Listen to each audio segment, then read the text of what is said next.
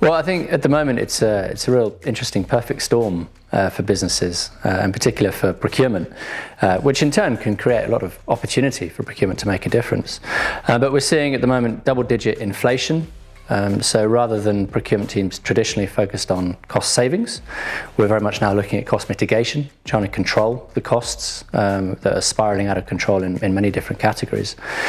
Equally, we're seeing governments raise interest rates to try and cope with that inflation, which in turn is now increasing the cost of money for businesses. So that's resulting in tightened budgets. So if procurement teams are looking for investment in technology or in supply chain, CapEx investments, they really now need a very, very robust business case for soliciting that money from finance, and with payback much quicker than might normally have been considered. But also we're seeing still a lot of supplier disruption, still in the post-COVID era of trying to get hold of supply of certain goods and services. That could be also due to political situations, sanctions in Russia. Who knows what's going on maybe in the wider Asian region as well, with different political ties happening. So this can really create some big challenges for procurement as to where they need to source their various goods and services around the world. And lastly, I think we're still seeing a big talent shortage, not just in procurement, right across the board. There are a lot of available jobs out there, but procurement do then need to compete with many other industries, many other professions to try and attract the best talent to drive the profession forwards.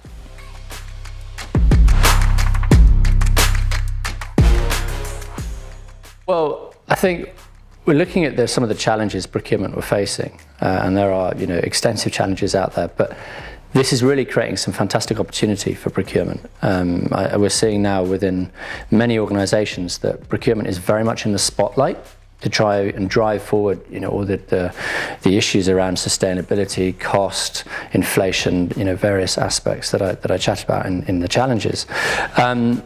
Procurement really are the best place function in a business to deliver on those opportunities, which is the first very exciting aspect. For me, opportunity in driving forward a procurement strategy, it comes down to the process, the people, and the technology. So let's focus on the people. You need the right people in your team that are best aligned to doing the right job, whether that's managing relationships with suppliers, whether that's running sourcing activities, whether that is the data. There's a big influx of good data coming to procurement now, thanks to technology. So you need the right people that can understand that data and turning it into meaningful insight. Whether you need your category experts, and then your sort of operational side of procurement, making sure that the goods and services that you're buying from suppliers are arriving at the right quality, at the right time, at the right place, and so on, and at the right price. So there's a lot to fix in terms of the people, or just to get right. The process, it's all about making sure that procurement is there best to support the business. So you've got to come up with processes that will allow that. So if the business has objectives around sustainability, making sure you have a process for how sustainability is embedded in what you're delivering as procurement. If your business objectives are around mitigating cost increases or trying to deliver cost savings, then making sure your process is around that, ensuring compliance to negotiated agreements, for example. If your business objective is to try and be more lean, tighten up resources, do more with less, then you'll want to cater your process more for how procurement can have less touch, almost zero touch in what's going through the business, just by having technology that can assist with providing the best value without procurement having to get involved every time. On the technology side of things, there's some fantastic bits of kit out there. So it's looking at where technology can best help with your procurement strategy. Again, if it comes down to automation, if it comes down to your sourcing and supplier management, if it's in understanding the sort of sustainability agenda, using third-party risk assessment tools and things like that. So technology has a huge role to play. And all of this drives good data. And with that good data, your procurement strategy can be measured, that it is actually delivering, but equally you can continually refine and improve your strategy as time goes on.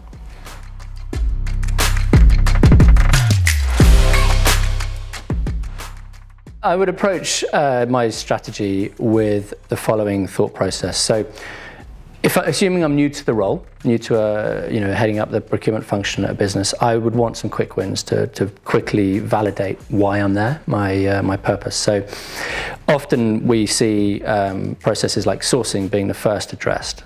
Typically there are already activities underway or very in the near-term pipeline, just through engaging different stakeholders in other departments and what they require from procurement. So that would be a very quick area to focus on, is how we go to market to maximize the return that we're doing from that process. I would also very quickly follow up with getting good data. So spend analysis is a key area. It does take a bit of time to get there. A lot of manual work in many cases, but can be outsourced. But once you've got that really good data, it'll help guide you as to where you can make the biggest impact as well. You would undertake some opportunity assessment workshops involving the different stakeholders in the business to try and understand what those numbers from their spend analysis actually mean, and help you in procurement understand what of that spend is actually addressable. Very often we find that whilst there are some very big numbers on the screen for different categories, perhaps many are tied into long-term contracts. Some are just completely untouchable, like rent and royalties to different suppliers. Others are might have been re-tendered very recently and therefore have little opportunity to gain. So understanding what the addressable spend is very important to turn into actionable projects that the procurement team can focus on. But all of this comes tied back into the business goals and objectives, why the business has brought you into being, what you're there to deliver on. Is it savings? Is it risk? Is it sustainability? And making sure that whatever activities you're undertaking are aligning to those goals.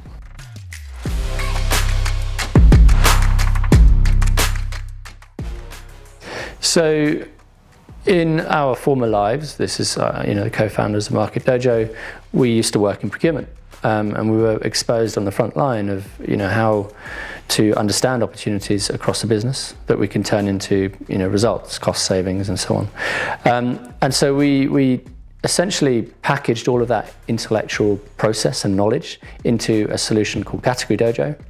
That is designed to help procurement teams with that exact process of understanding and quantifying opportunities, hard projects that procurement teams can deliver on behalf of stakeholders, and quantifying the expected savings using quite a thorough process, to be fair, of the cost drivers, what those cost drivers have done over recent trends, the competition in the market, the history of negotiation with your suppliers. So quite a few key variables that need to be understood.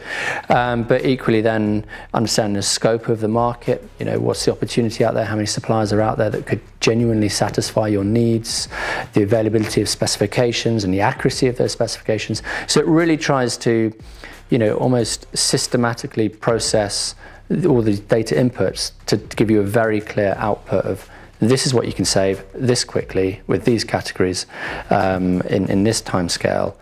And these resources, so you can build up a very accurate project prioritization plan to then get sign off from the business on how you're going to approach it and move forward to deliver those results.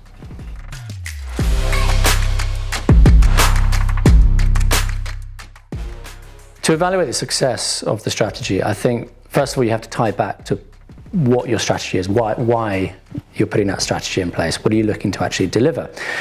So in good practice, you've engaged the C-level of the business, you've really understood the business's goals and objectives, why you're there, and then you can align your KPIs to those objectives. So if the business objectives are, for example, to drive a sustainability throughout the supply chain, then you'll want to understand a KPI around what percentage of your spend comes from sustainable suppliers. Maybe you want to work with the business to ensure you receive, a platinum or gold status for ESG with the likes of EcoVadis or others. Perhaps one of your KPIs is to deliver savings. Often with procurement teams, you're there to deliver return on investment. Best practice, maybe 10x, 10 times the cost of your procurement function. average maybe 6 times the cost of your procurement function. And so that's one KPI to measure in itself, is the ROI of your function. It can be quite challenging, but certainly it's achievable. Other KPIs may be around aspects like risk, which become very difficult perhaps to actually measure and put a KPI against, but you could look at things like, the operational side of procurement, on time in full delivery, maybe supplier uptime, making sure that suppliers are performing how they should be. Looking at perhaps KPIs around non-conformance of your suppliers. So these can be some quite useful KPIs as well. And then you might look at KPIs of your own team, so whatever goals and objectives you set your team and your colleagues, just making sure that those KPIs are where they should be as well.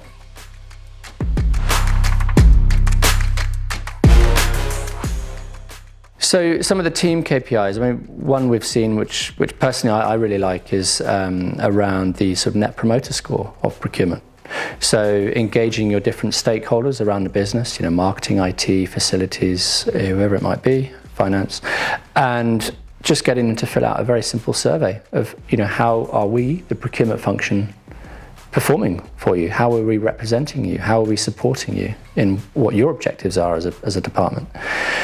And gathering these survey responses back and making sure that, you are positive in the survey score, the net promoter score, but hopefully, up there in the 30s or 40s, which for those who may have used net promoter scores before, there's a defined methodology behind it, but a score of 30 or 40 would be right up there with absolutely performing function for sure. So I quite like that as a good approach.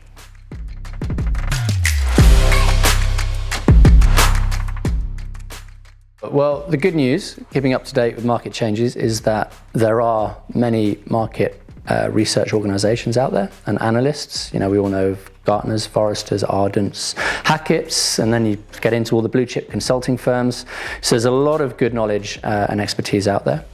Personally, I'm a big fan of peer networking as well. So attending procurement conferences, whether online or in person. It's great to see the in-person conferences back up and running. We learn a lot from our peers about how they've undertaken particular initiatives and how they've driven forward their strategy. I think you can certainly get peer insight on your own strategies. Just meet up with your peers in other industries and share with them what you're trying to achieve and gather their insights on things. Equally, I think engaging suppliers is really key. A lot of intellectual knowledge is locked up inside suppliers, just ready for businesses to unlock by just engaging with suppliers better. Meeting with your key strategic suppliers, quarterly, and sharing what your challenges are, and just putting that forward to the supplier to say, well, where can you fit within these challenges I'm facing? I think many suppliers are very prepared to have that conversation. I also think you've got to constantly engage the business. It's no good procurement once a year, engaging the business, getting their objectives, going away in their ivory tower for a year and working on those initiatives in isolation. You've got to set up your own internal review panel, your own committee, again, ideally for C-suite, but if not heads of department, to regularly, by which I mean maybe quarterly, get together and just reevaluate what is important to each of those departments at this particular point. And this all leads to a more of an agile approach to a procurement strategy. Again, rather than just drafting it at the start of the year and then working on that in isolation, you're constantly identifying the initiatives that's important to the business. You're reprioritizing those initiatives every quarter and saying, right, dear teams, my colleagues, these are the initiatives that we said were important at the start of the quarter. Are they still important to you now, or has something else come up that is now more relevant, more important for us to collaborate with you on? And I think that's the way you can truly, embark upon a procurement strategy that keeps up with what the business needs and keeping it responsive to those needs.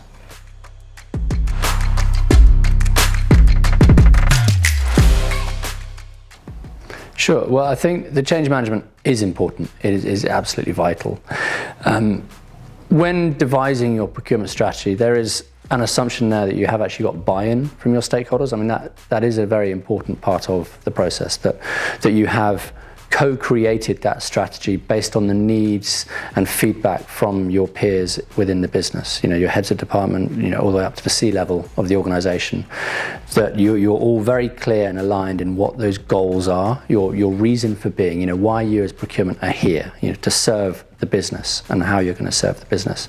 So assuming you have that in place, then the change management should be relatively straightforward in that you have that senior backing. So if you do encounter objections, maybe lower down the organisation, you can rely upon your leadership in the steering committee that you've set up to keep you honest, shall we say, that they can help unlock some of those barriers. So if there are particular colleagues or stakeholders or departments that aren't quite on board as much as others, that you can rely upon the leaders of those departments to have your back, because you have this shared goal, this shared objective. I think just continually reappraising your strategy is important as well for the change management. Situations do change, markets change, so you want to continually make sure that your procurement strategy is still relevant and it is still the right outcome that you're trying to achieve. So you do have to be receptive to changes that are happening. So the pushback can be legitimate, but equally, constantly just reminding people why you're there, and that can bring people on side, and you're all fighting that same fight.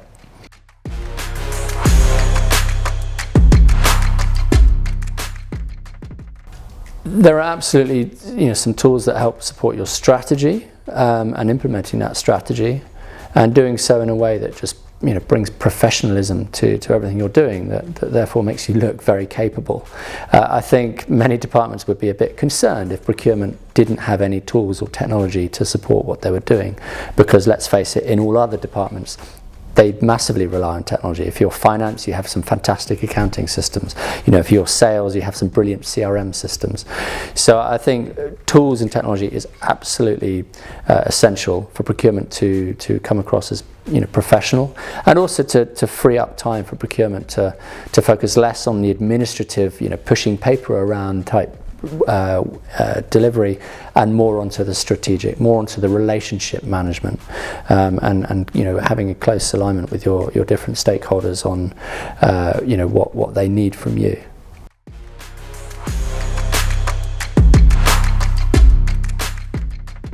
So tools, one of their key benefits is that they provide better visibility. So if you're looking at tools around spend analytics, then having better visibility as to where all the money's going is important. That can help make you look more credible as procurement, to focus on where you can have the best output. Tools for visibility around sourcing. So when business stakeholders may say to you, how did you arrive at that decision? Why should we go with this supplier? You've got the data and the audit trail to support your decision, to say, well, look, here is the sourcing process we ran. You can see quite clearly how thoroughly we've investigated the market. We can see how thoroughly we designed a scoring and evaluation criteria that fit your demands as my stakeholder, to lead to this decision.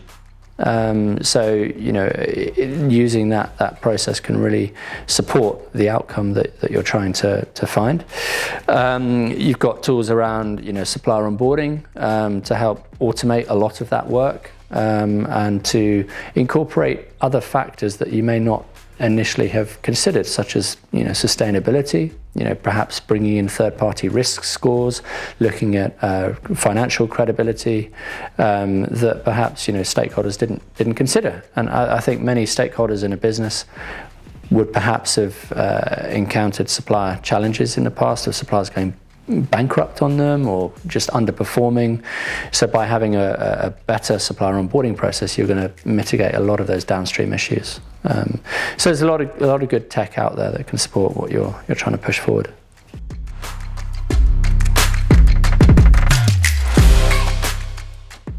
So to drive greater value at an operational level in an organization, I think first thing you need to do is equip them with the right tools. This within any organization, you don't want tools that are going to have a steep learning curve and really slow down what the operational teams are trying to do. So the tools very much have to fit with their pace and what they're trying to achieve. So you want tools that are quick to use, quick to implement, and can actually demonstrably deliver the value in a very short time scale.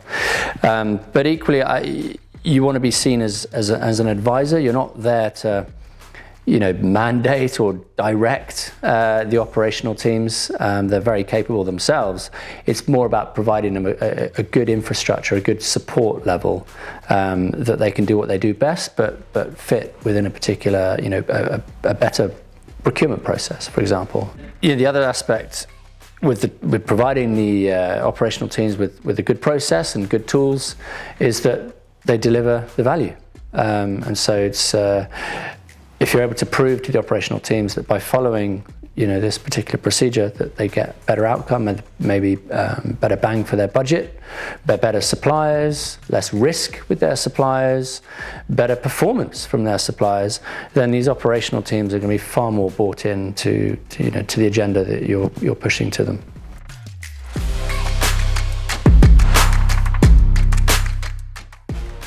It's a really interesting question. It's something that we've seen clients do more and more of late, which is fantastic to see. I think we all saw or perhaps you saw the UN climate report just the other day, in fact, talking about how we need to go faster. We need to push this agenda harder because we're going to fail our targets.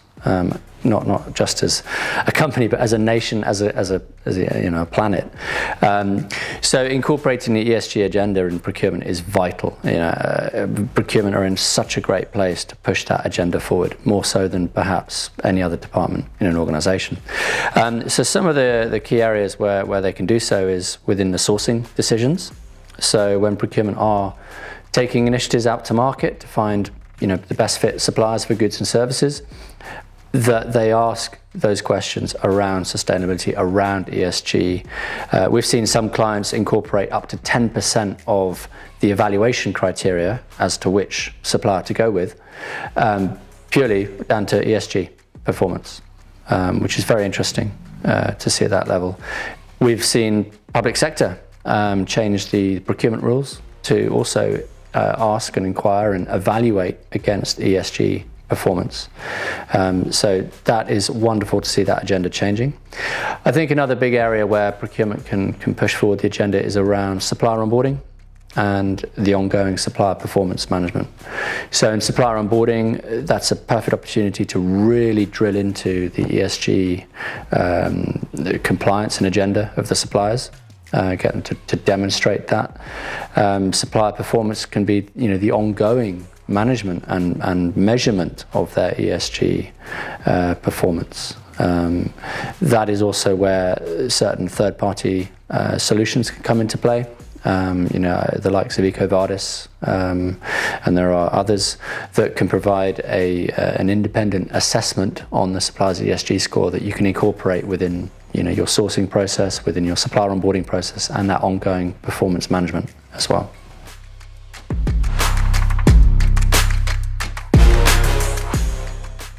Yeah, interesting question. Where do procurement strategies often go wrong? So for me, I think one of the key ones where they go wrong is that the strategy is designed in isolation from the business. Perhaps that's where the procurement function have felt that they're trying to create a strategy that works for them, but not getting input from the business as to what they need from procurement, and that is thankfully diminishing, but is a primary cause of the strategy not working for the business at all. I think another area is that procurement may come in, a new leader who has applied a strategy for a previous business and felt that actually this strategy I'm just going to roll it out for this new company. In my experience, it is not a one-size-fits-all. It is very important to first, understand where that business is in their maturity, what they need from procurement, what matters to them, and to tailor and adjust your procurement strategy to those needs. And for any given business, those needs do change. And thirdly, I think another place where the strategy goes wrong is you're just focusing too much on one particular area of the strategy. Maybe it's focusing solely on tech and thinking tech is going to solve all my problems. Let's get the tech in place, and then the rest will follow. And that is absolutely not the case. You need the good people to adopt and make the most of the tech. You need good process to ensure the tech is thoroughly embedded within, organization-wide, not just within your department. And then, of course, that tech itself needs to be best fit for your particular needs.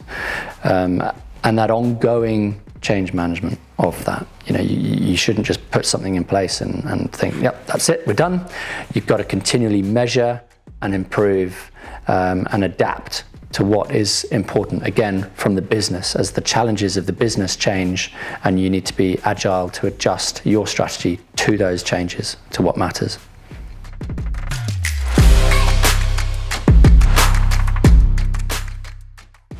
So I think automation is going to have a huge role to play in procurement strategy moving forward. Once you've identified all the different processes within your strategy and the people to drive those forward, you're then going to look at the tech as to how you can automate as much of that as possible and make it as light touch as possible from the procurement function point of view. There are some brilliant bits of kit out there already around things like autonomous sourcing, around AI to match up invoices and purchase orders and so forth, saving countless hours of manual labor, which can then be better spent on driving forward strategic relationships and partnerships with suppliers, with internal stakeholders, so that we are repurposing the procurement resources to spend on value add activity rather than the manual time consuming aspects of it. I think in another big aspect of the long term procurement strategy is that continual balance between the cost agenda, mitigating cost, reducing cost. I'd mentioned about how procurement is there to deliver ROI to a business. So that's vitally important, but we're seeing more so now the agenda with things like sustainability and ESG. The UN climate report recently, how the planet, we're just not doing enough, fast enough to hit our targets as nations, and procurement are in such a good position to keep pushing with that agenda to make sure those targets are met, both within corporations but all rolled up as a nation. So the agenda moving forward, the strategy moving forward, procurement has to be around how to embed ESG more thoroughly across the supply chain and the business. So I expect to see more and more of that within the strategy as well.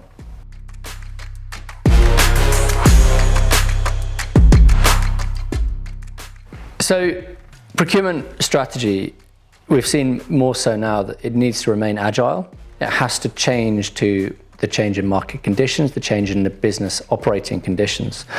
Things like new sanctions with Russia, things like COVID, things like supplier disruption. These have all created a business case for why procurement processes need to be agile to cater for these changes in conditions. And so this also has a knock-on effect onto technology. No longer is it suitable to have this one-size-fits-all technology approach that can take years to implement, because quite honestly, by the time you've selected your technology solution and you've spent those years implementing it, the market itself may fundamentally have shifted. Your procurement strategy, what you're there to deliver for the business, may have massively changed. And that technology solution you've just finally implemented no longer fits the need. And so this is where best of breed, agile technology itself can come in to just rapidly respond and react to what matters most to procurement at that point in time. And then maybe 6 months, a year down the line, procurement's priorities have changed somewhat. Maybe it's shifted from delivering cost to actually delivering, mitigating risk. In which case you want technology that you can adjust and almost plug and play to fit those specific requirements. So I think it's important, therefore, to have technology that is agile along with your procurement strategy.